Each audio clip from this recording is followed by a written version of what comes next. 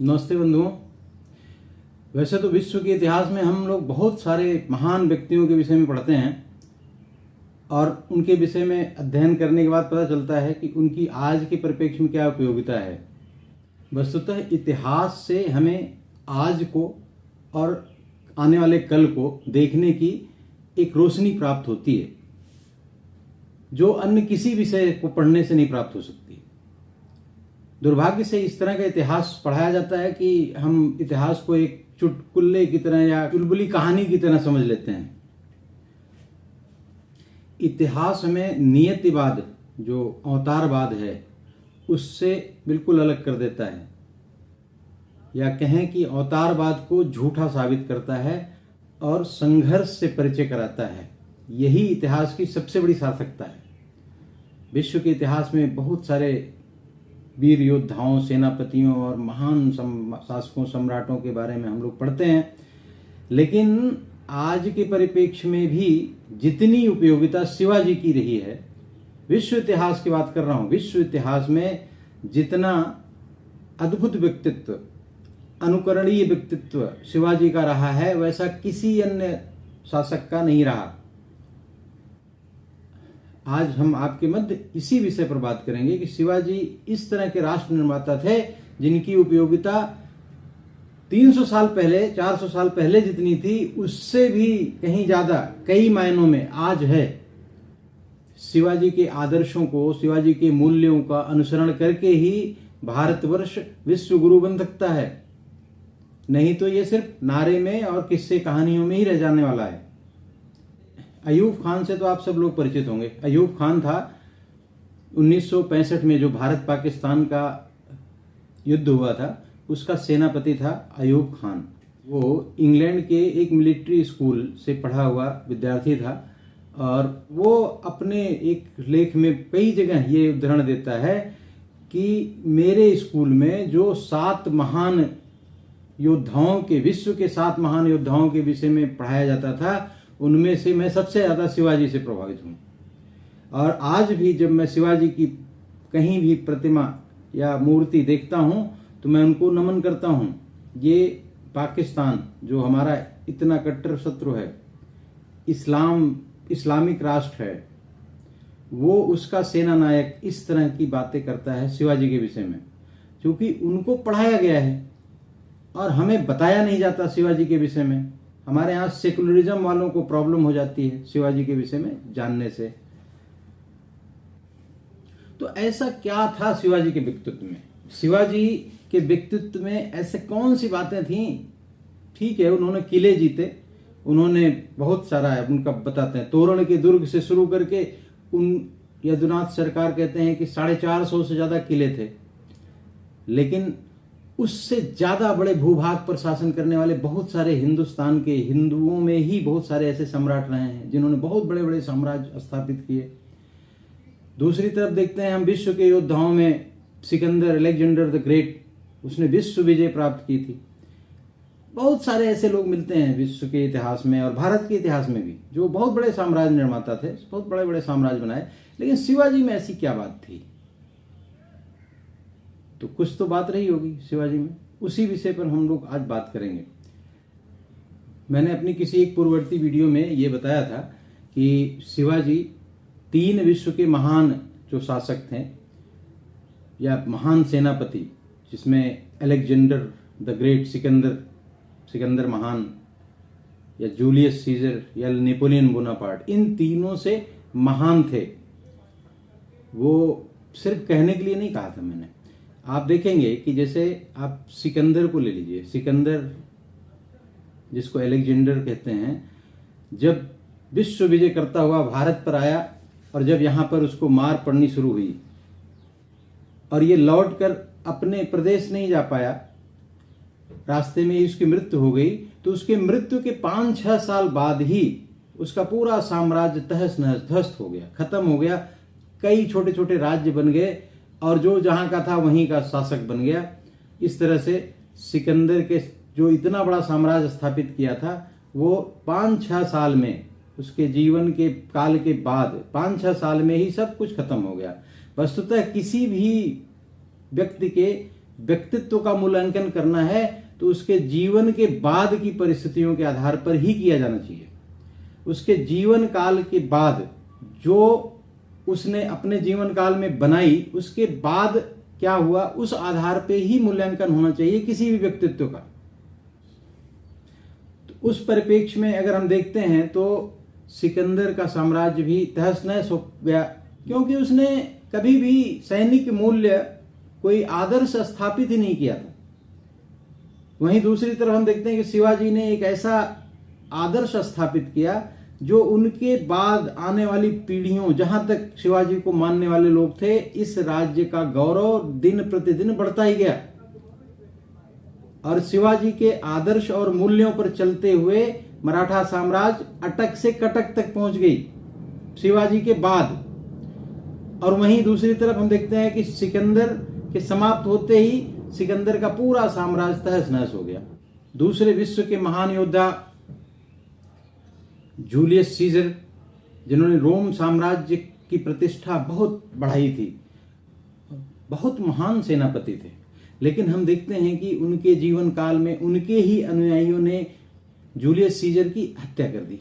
वो भी इस तरह का कोई मूल्य अपने लोगों में, अपनी जनता में, अपने सेना में, अपने अनुयायियों में स्थापित करने में पूर्णतः असफल रहे, जिससे कि उनके बाद की पीढ़ियां भी, उनके बाद के आने वाले जो उत्तराधिकारी हैं, वो उस आदर्शों, उस मूल्यों के आधार पर एक बड़े और अस्थायी साम्राज्य की स्थापना कर सकें।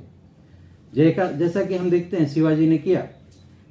शिवाजी ने तो यहां तक किया कि हम देखते हैं स्वतंत्रता संघर्ष आंदोलन में स्वराज्य मेरा जन्मसिद्ध अधिकार है कहने वाले बाल गंगाधर तिलक जी, वो स्वराज्य की जो बात करते हैं वो शिवाजी का ही स्वराज्य है। आज भी हम शिवाजी के उद्धरणों के आधार पर हम बहुत सारी समस्याओं का निराकरण उसमें ढूंढने का प्रयास करते हैं और ढूंढते हैं। जहां एक तरफ हम देखते हैं कि जूलियस सीजर के उन अपने ही अनुयायियों द्वारा जूलियस सीजर की हत्या कर दी गई, वहीं हम दूसरी तरफ देखते हैं कि शिवाजी के लिए, उनके मूल्यों के लिए लोगों की होड़ लगी थी अपना बलिदान देने के लिए। स्वराज्य के लिए, शिवाजी द्वारा प्रतिपादित स्वराज्य के लिए लोगों ने अपना आत्म बलिदान करने की भीड़ लगी रहती थी, होड़ लगी रहती थी। और ये शिवाजी के बाद भी, ऐसा नहीं है कि शिवाजी के जीवन काल तक ही रहा, शिवाजी के बाद भी ये चलता रहा। एक तीसरे महान योद्धा जिसको हम नेपोलियन बोनापार्ट के नाम से जानते हैं, जिन्होंने फ्रांस की क्रांति और फ्रांस के महत्व को बढ़ाने में बहुत बड़ा योगदान दिया था। समानता, स्वतंत्रता और बंधुत्व के नारे पर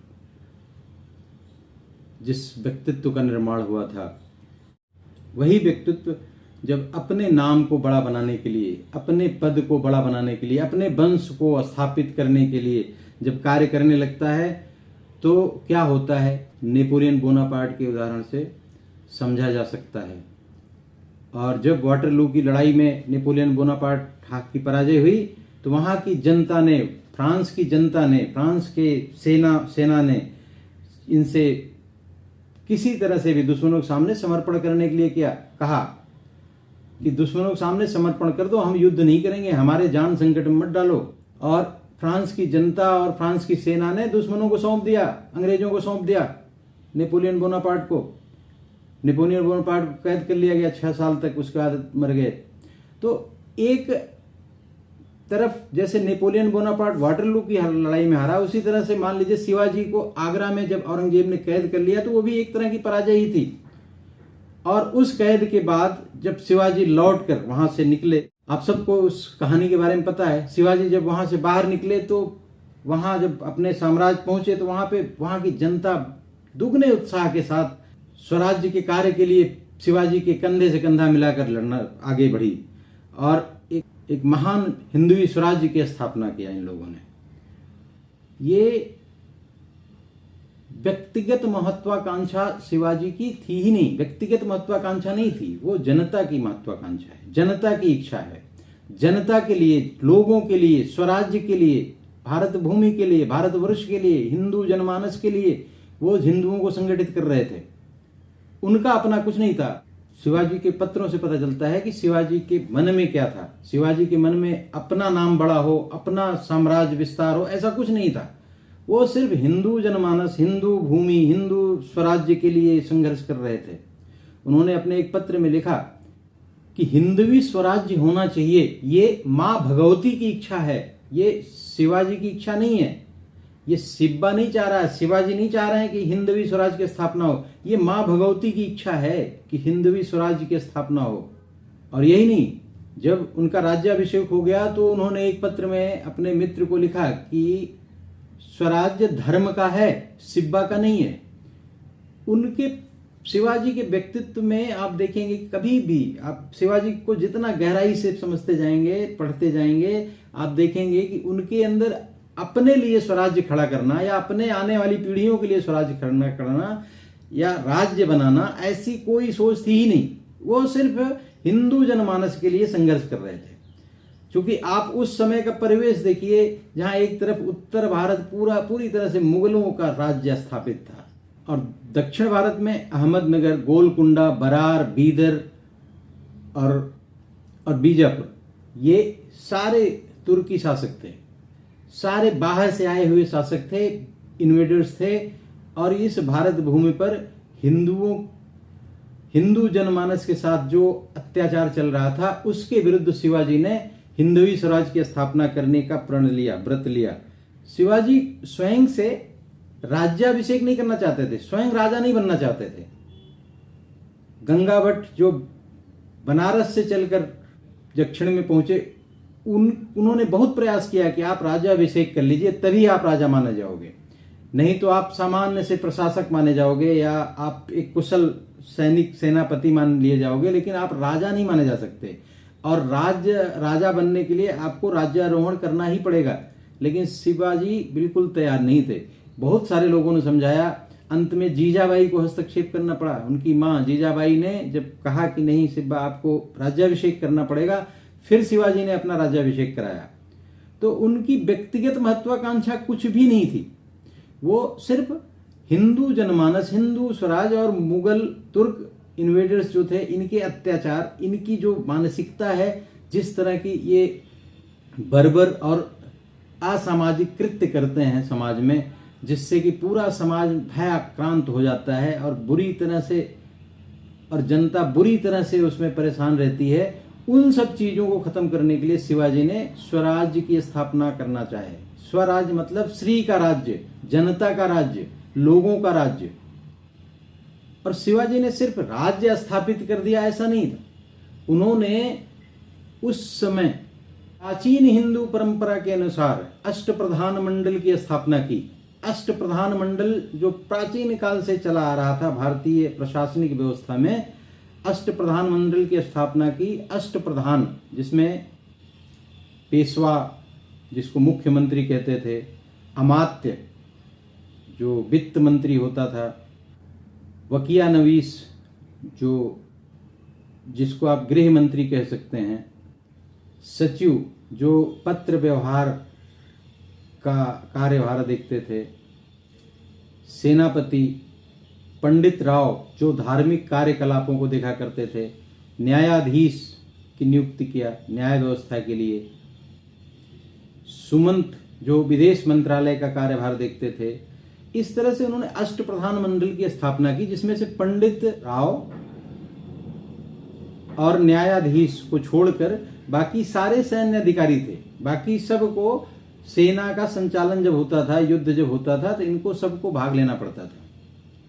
यही नहीं, शिवाजी ने, चूंकि उस समय राजकाज की भाषा या तो फारसी थी या उर्दू थी, तो फारसी उर्दू की जगह संस्कृत निष्ठ शब्दों के लिए एक अनुवाद विभाग की स्थापना की और राज्य की भाषा अरबी फारसी की जगह पर संस्कृत और मराठी के कुछ शब्द मिलाकर संस्कृत को प्रमुखता दी। जो पूरे भारतवर्ष में, जो प्राचीन भारत में जो चलता था, उस अनुसार अपना राजस्व के जो जो परंपराएं थी प्राचीन काल में हिंदुओं की, उसके अनुसार करने का पूरा सिस्टम बनाया। अनुवाद विभाग ने जितने भी फारसी और उर्दू के शब्द चलते थे, उनका संस्कृत में रूपांतरण किया। इस तरह से संस्कृत में राज्य व्यवहार का कोश तैयार किया, जिससे संस्कृत से शब्द प्रयोग किए जाएंगे। इसी तरह से हम शिवाजी का देखते हैं कि उनकी दूरदृष्टि इतनी थी कि उन्होंने नाविक शक्ति, जो हमारे 14वीं 15वीं शताब्दी में तो बहुत अच्छी नाविक शक्ति हुआ करती थी भारतवर्ष की, उसके बाद काफी कमजोर हो गई। उस नाविक शक्ति को तरीके से व्यवस्थित रूप से भारतवर्ष में पुनर्स्थापित किया शिवाजी ने। नाविक शक्ति के लिए उन्होंने, मैंने पिछले अपने वीडियोज में बताया है किस तरह से उन्होंने जो हिंद महासागर के किनारे वाला क्षेत्र है या अरब सागर के तटवर्ती क्षेत्र, जो उत्तर पश्चिम का तटवर्ती क्षेत्र है, उसको सबसे पहले इन्होंने कब्जा करके वहां पे नाविक अड्डे बनाए। क्योंकि उस समय शिवाजी को पता था कि ये सारे जितने विदेशी आ रहे हैं डच, फ्रेंच, पुर्तगीज, ब्रिटिशर्स, ये सारे भारतवर्ष के लिए संकट पैदा करेंगे। इनकी नाविक शक्ति के दम पर ही ये अंदर प्रवेश कर रहे हैं। तो इन्होंने अपनी नाविक शक्ति को इतना मजबूत बनाया कि आगे चलकर आप देखेंगे कि महान कान्हा जी आगरे, जिनके नेतृत्व में विश्व के महान एडमिरलों में आते हैं, कान्हा जी आगरे के नेतृत्व में सारी विश्व की सारी नाविक शक्तियों को पराजित करने वाले कान्हा जी आगरे, इन्होंने सारी जितने भी नौकाएं आती थी भारत भूमि पर, भारतवर्ष में जितने हमारे समुद्री तटों पर, इन सब से टैक्स वसूल किया। ये दूरदृष्टि थी शिवाजी के साम्राज्य स्थापना में, ये राष्ट्र निर्माण का कार्य था। उनकी दूरदृष्टि थी कि इस तरह का उन्होंने नाविक शक्ति का विस्तार किया था भारतवर्ष में। शिवाजी ने भारतवर्ष में जमींदारी प्रथा का उन्मूलन करने वाले थे। शिवाजी पहले भारतीय हैं जिन्होंने भारतवर्ष में जमींदारी प्रथा का उन्मूलन कर दिया। बाद के समय में भले उसको पुनर्स्थापित हुआ, वो किया गया, लेकिन शिवाजी ने अपने समय में जमींदारी प्रथा का को समाप्त कर दिया था। इन्होंने सेना में नियमित वेतन देने का प्रबंध भी किया था। यही नहीं, शिवाजी को इस दृष्टि से भी अगर हम देखें, सामाजिक दृष्टि से, तो शिवाजी ने जो शुद्धिकरण की शुरुआत भारतवर्ष में किया, तो वो शिवाजी ने किया। शुद्धिकरण मतलब हिंदू जब अहिंदू बन जाता है तो उसको हिंदू धर्म में दोबारा नहीं ले आया जाता। हिंदू अगर कोई इस्लाम स्वीकार कर लेता है तो उसको कभी भी कुछ भी कर ले, उसको हिंदू में एंट्री नहीं मिल सकती, वो हिंदू नहीं बन सकता। वन वे ट्रैफिक है, यहां से जाना ही जाना है, आने का कोई रास्ता नहीं। ये बात शिवाजी आज के 400 साल पहले समझ गए थे, जो बाद में आर्य समाज ने बहुत बड़े स्तर पे किया। लेकिन शिवाजी 400 साल पहले शुरुआत करने वाले दूरदृष्टा आदमी, उन्होंने 400 साल पहले शुद्धिकरण की शुरुआत की। आज भी शुद्धिकरण के नाम लेते ही कई लोगों के कान खड़े हो जाते हैं। गृह वापसी, शुद्धिकरण नाम लेते ही लगता है कि आरएसएस वाले बोल रहे हैं, या इस तरह की बातें लोग करने लगते हैं। लेकिन उस समय न आरएसएस न हिंदू महासभा, कोई इस तरह की बात नहीं थी। शिवाजी ने उस दौर में ये समझ लिया था कि वन वे ट्रैफिक को रोकना पड़ेगा, नहीं तो ऐसे तो हिंदू सनातन धर्म सब समाप्त हो जाएगा। उन्होंने नाताजी पालकर जो उनके सेना में थे, किसी वजह से रुष्ट होकर औरंगजेब की सेना में चले गए और इस्लाम धर्म स्वीकार कर लिया। बाद में उन्हें जब पता और अफसोस हुआ और समझ में आया कि गलती हो गई, तो आगे शिवाजी से जब उन्होंने कहा तो शिवाजी ने उनका बाकायदे शुद्धिकरण किया और अपनी सेना में उच्च पद दिया। बालाजी निम्बालकर, जो एक स्त्री के प्यार में इस्लाम धर्म स्वीकार कर लिया उन्होंने, उनको जब बाद में महसूस हुआ गलती हो गई, तो उनका भी शिवाजी ने शुद्धिकरण किया, हिंदू धर्म में उनको फिर से वापस लिया। यही नहीं, शिवाजी ने अपने परिवार से एक लड़की का विवाह भी उनसे करवाया और उनको भी सेना में अच्छे पद पर प्रतिष्ठित किया। तो शिवाजी इतने दूरदृष्टा थे। इस तरह का अद्भुत चमत्कारिक व्यक्तित्व एक व्यक्ति में, और जिसको राज्य या साम्राज्य का कोई मोह माया नहीं, एक ऐसा व्यक्तित्व जो राज्याभिषेक के बाद भी अपने साम्राज्य को अपने गुरु को समर्पित कर दिया। शिवाजी के गुरु सामर्थ्य गुरु रामदास जी, जब शिवाजी का राज्याभिषेक हो गया उसके बाद कभी घूमते हुए उनके यहाँ पहुंच गए भिक्षा लेने। तो शिवाजी ने अपना राज्य ही उनको समर्पित कर दिया। बोला गुरुजी हम आपके साथ रहेंगे, हमारा राज्य, हम राज नहीं करना चाहते, हम संन्यास लेना चाहते हैं। वस्तुतः उनमें व्यक्तिगत आकांक्षा थी ही नहीं। आप कल्पना कीजिए कि इतने बड़े स्वकृतित्व से रचा हुआ साम्राज्य और एक सन्यासी को समर्पित कर देना कितने बड़े त्याग की बात है। आज एक छोटे छोटे पद भी हम किसी को नहीं दे सकते, तो वो तो बहुत बड़ी, इतना बड़े साम्राज्य के निर्माता थे, इतने बड़ा साम्राज्य था उनका, उन्होंने सब समर्पित कर दिया। लेकिन उस समय के गुरु भी अद्भुत थे। उन्होंने कहा भाई मैं तो सन्यासी आदमी हूं, मैं इस राज्य का करूंगा क्या। और उन्होंने ये शिवाजी को राज धर्म का पाठ सिखाया। लेकिन शिवाजी ने कहा कि भाई हमने तो आपको राज्य दे दिया है, तो हम ले नहीं सकते। तो समर्थ गुरु रामदास जी ने कहा कि ठीक है आपने दे दिया, मैंने स्वीकार कर लिया। अब चूंकि मैं सन्यासी हूं, मैं राज्य नहीं कर सकता, आज से इस साम्राज्य का जो शासक होगा वो भगवा ध्वज होगा। भगवा ध्वज जो है भारतवर्ष का प्राचीन प्रतीक, जो आदि अनंत काल से भगवा ध्वज इस देश का गौरव रहा है, वो इस राज्य का, उस प्रतीक के अधीन आप इस साम्राज्य का संचालन कीजिए। और शिवाजी को ये आदेश दिया कि आप ही इस हिंदवी स्वराज्य को आगे बढ़ाएं और पूरे भारतवर्ष को मुक्त कराएं। तो इस तरह के अद्भुत व्यक्तित्व थे शिवाजी। ऐसे व्यक्तित्व हैं शिवाजी जिनके विषय में 2-4 दिन तक बोला जा सकता है और उनके बारे में बताया जा सकता है।